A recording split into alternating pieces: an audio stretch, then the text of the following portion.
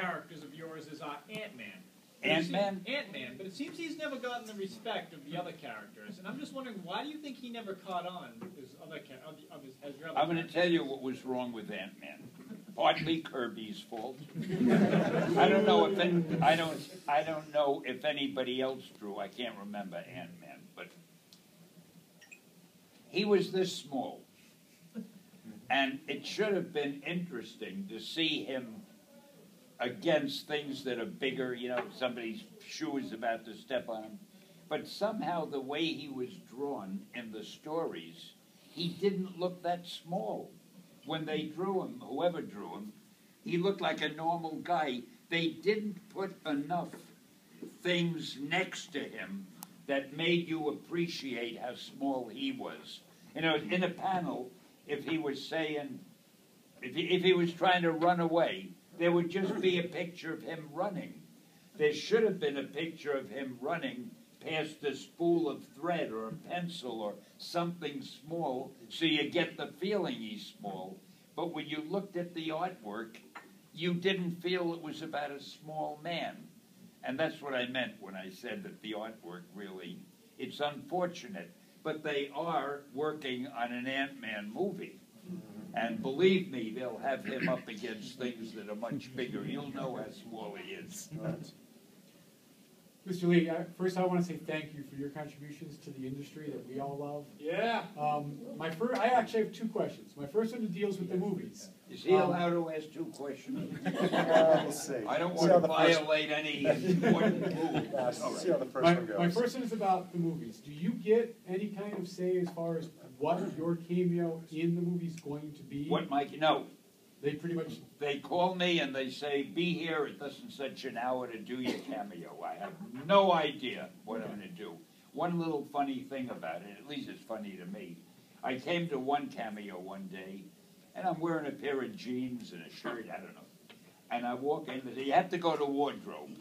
So I go to wardrobe, and the girl there says, I want you to put on these jeans and this shirt. I said, that's what I'm wearing now. And I want you to wear these sneakers. Look, I'm wearing sneakers. No, it has to be our jeans and our shirt and our sneakers. I always thought that was kind of funny.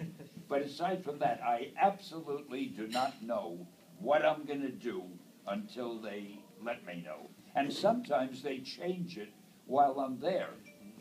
And the director will decide, nah, I don't like that so much. Let's try this stand. And we try this, which, of course, comes out magnificently because I'm such a good cameo actor.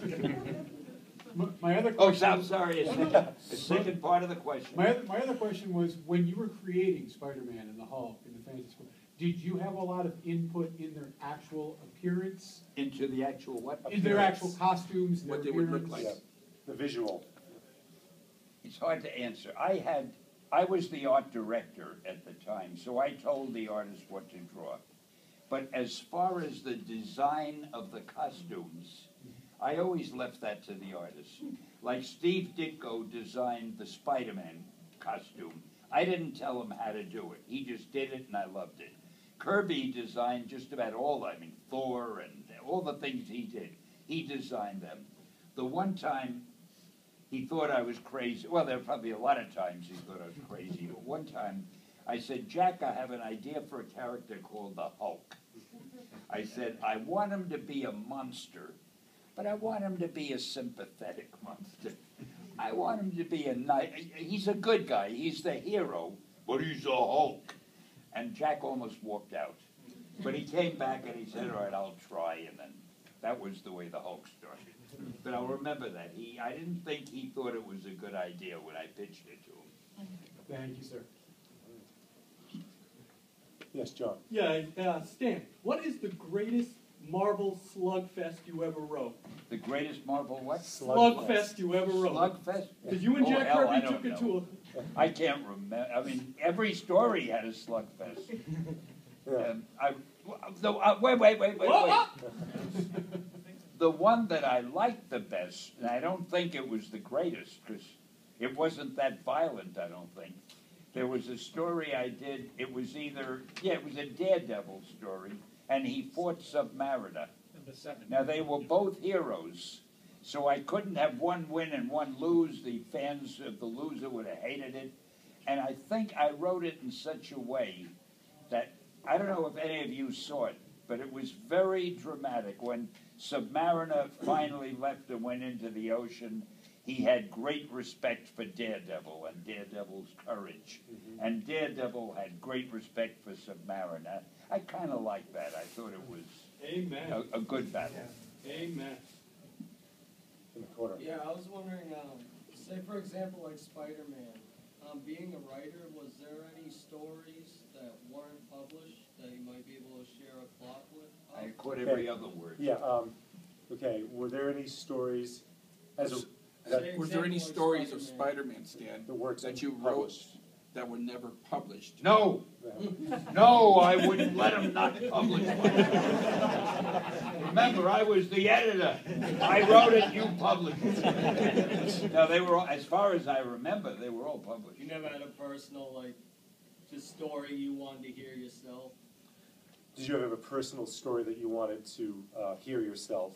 That you, Or is that pretty much all of them? No, every story I wanted to write did You appear, did. because I wrote it and Yeah. we published it. Yeah. So that's why you're probably looking at me and saying, why doesn't he look frustrated? I'm not frustrated because they published everything I wrote, because I was the guy who said, let's publish it. Yeah. what's great is that well, you pushed the envelope. I mean, beginning with Fantastic Four #1, for example, DC, all the characters, they were fairly cookie cutter characters. You know, they were all handsome, successful bachelors. You know, Bruce Wayne, Clark Kent, etc. Then you get to Marvel, and suddenly, you know, it's all hell breaks loose, and the characters are having problems. You know, how am I going to pay for Aunt May's medicine this month? Okay, you know, why am I this ugly freak? You know, Ben Grimm, the thing. It's just wonderful how you took these characters and you applied, well, your great talents, and you made true characters out of them. They were no longer these one-dimensional, you know, stereotypes. They were really real flesh and blood characters. There's no denying the wonderful contributions that people like, you know, John Romita Sr. and Kirby and Ditko, you know, made. But for me, and I think I speak for many, many others, you were really the voice and the spirit of Marvel Comics, and you really made comic books and superheroes into something greater than that there ever were. And we have so much to thank you for it. Honestly, we're so appreciative for what you did. You are very welcome, and I couldn't agree with you more.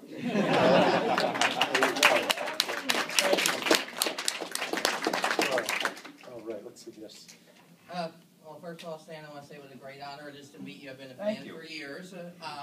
Actually, it started off when I was in my teens and met my best friend when he saw me. I was reading a classic X-Men comic book. It's like, oh, you like comics too? You like Marvel? And I said yes.